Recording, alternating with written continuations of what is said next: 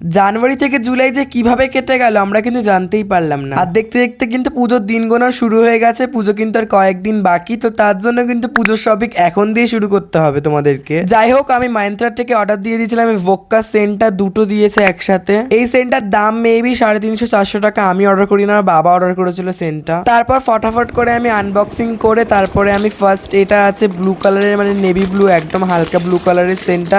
এটার গন্ধ কিন্তু অসাধারণ। এটার কিন্তু আরেকটা আমাদের কাছে এসেছিল, আমরা কিন্তু সিঙ্গেল অর্ডার করেছিলাম মিশো থেকে, এবার নিয়েছি মহিন্দ্রা থেকে।